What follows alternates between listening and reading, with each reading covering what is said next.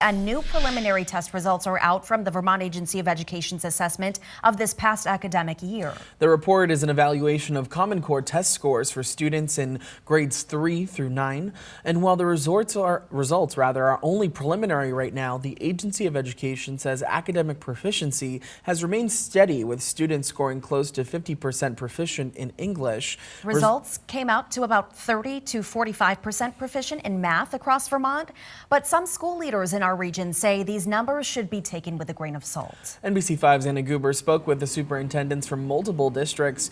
Anna, what are they taking away from these results? Yeah, well, Adrienne and Lauren, there's a couple of things they're taking away. We're here in front of the Bellosphere Academy where students took these assessments last spring. The tests are intended to help school districts in Vermont compare students' proficiency to the state averages. But I spoke to the superintendent of the Maple Run Unified School District as well as the superintendent of the Winooski School District, and they say these test results don't tell the entire story. Most of our proficiency scores tend to be lower than the state averages. So we expect scores to be low. Winooski Superintendent Wilmar Chavadia says he's used to seeing his students scoring below the state average on core curriculum testing. But if you take a closer look at the students behind the scores, you'll see they face more challenges than the average student. A lot of them speak English as a second, third language. A lot of students live in transient communities that might be here today and maybe not here tomorrow. A lot of people are new Americans, new residents.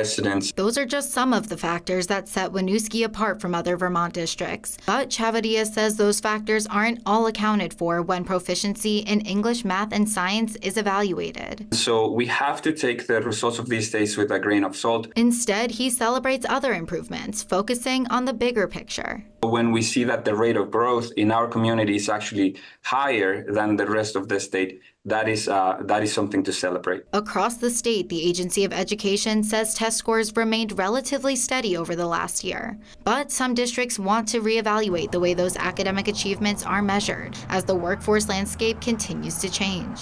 We hear from our employers in the area that while they want their kids to be literate and numerate, it's not really what they're looking for future employees.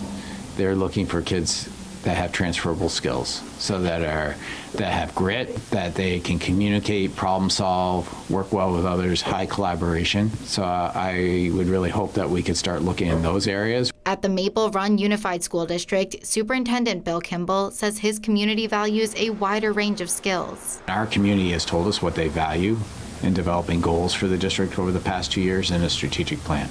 So they've actually told us what they want us to measure. There's nowhere in that plan that you'll see standardized assessments. Now, as they reflect on the second year of the statewide assessment, both district leaders say they want more statewide conversations to determine the best way to measure and build upon student success in the future.